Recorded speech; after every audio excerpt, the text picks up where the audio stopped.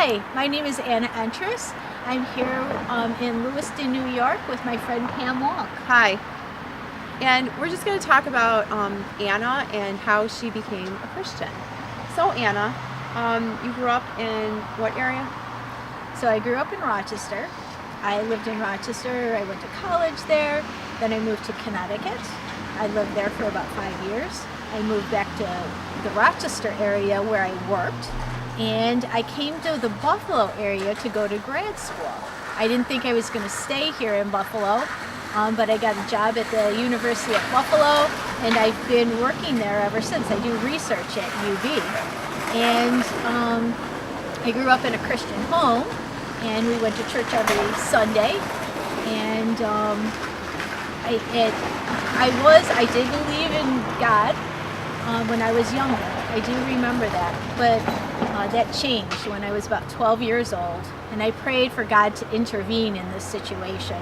And I thought if God was real and good, He could at least answer the prayer of somebody who really I meant well for the situation, and I thought it would be an easy prayer for God to answer. Well, He didn't answer the way I anticipated He would, and ever since that point, or at that point, I actually drifted from God. I sort of said, me and God, we're over. Like, if there is a God and He couldn't actually answer a simple and well-meaning prayer, what good is He? I wished I had reached out to somebody and asked why God wouldn't answer the prayer, but I didn't. And so I stopped going to church, and eventually I stopped believing that God even existed. I became an atheist. So what happened after that? Because now you're a Christian, so something must have happened to change your mind. Yeah, so I've been a Christian now for about 10 years. And about 10 years ago, or maybe about 11, 12 years ago, a friend invited me to go to church, go to the chapel. And when I was searching spiritually, I was really intrigued about the scientific possibility of life after death. And I started reading books about the afterlife. I went to Lilydale, where the people there claim to be able, they're into spiritualism, or they say that they're in touch with a spiritual world. And I would go there all of the time. And the whole idea really intrigued me. And so I was searching, and a friend invited me to go to the chapel. A lot of the people at the chapel, it was a Bible teaching, non-denominational Christian church. And I could tell the people there, they loved Jesus. They really did. And a lot of them seemed so talented. And they were passionate about God and Jesus.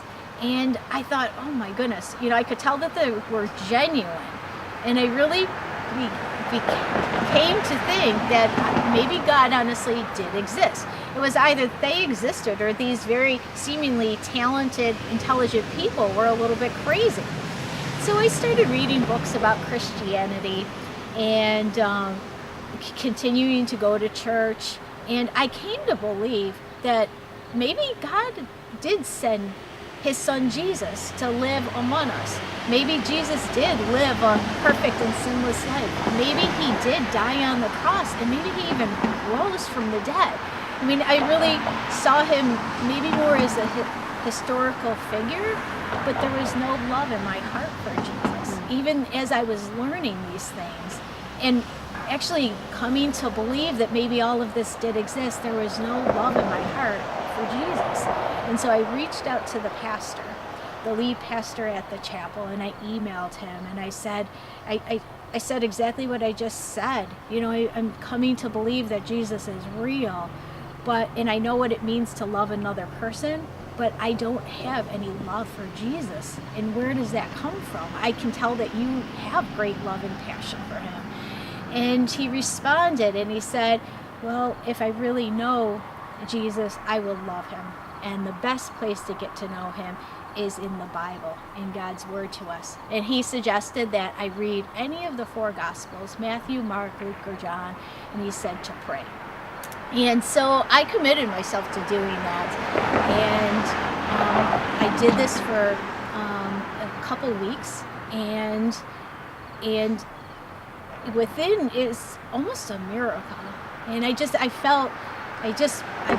really did pray a heartfelt prayer to God, that if you are real and you do exist, please reveal yourself to me. And I started journaling in addition to reading the Bible, and God revealed himself to me in a very amazing way that changed my life within about 2 weeks of that.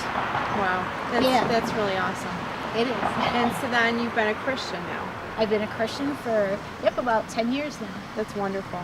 Yeah. And has he changed your life? Oh yeah. Have you seen, in what way? Well, so immediately there's been some short term and then there's longer term ways that God has transformed me. Immediately, it was really interesting when I came to know him. He put a song in my heart. I wanted to sing. That's the thing. I think I was so filled with joy that I wanted to sing. And what was really amazing about this is that never in my life have I had any musical talent whatsoever. In fact, when I was in school and we would sing, I would just move my lips and I would not allow anything to come out because I knew I couldn't hold a tune. So, but God changed that about me, and I wanted to join our church's choir, and I sing for him, and I feel so honored and blessed that they did find a spot for me in the choir, and so I did that. I was very, very interested in learning more about God. He revealed to me how much he loved me, and so I wanted to know more about him. And before I became a Christian and knew God's love for me, reading the Bible was a struggle. I didn't get it. It was like reading something in a different language. And I remember reading it, trying to read it, and just saying to myself, why can't they just say things in a straightforward way? Why can't God just say something in a straightforward way? But you know what? When I became a Christian, when I accepted Jesus into my heart, that didn't matter. I wanted to really understand what he was saying. And so I actually started taking Bible studies, and I enrolled in Ministry Training Institute at the chapel, where I started studying the Bible.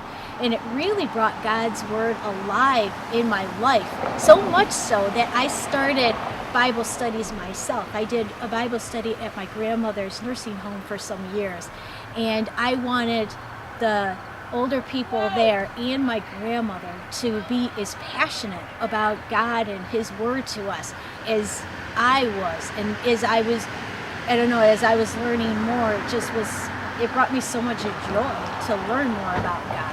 And so that really changed too, and I wanted to share that with others. Well, it sounds like he's really transformed your life, both on has. the inside and the outside. So Yeah. that's wonderful. Yep. Yes. Thank you for listening.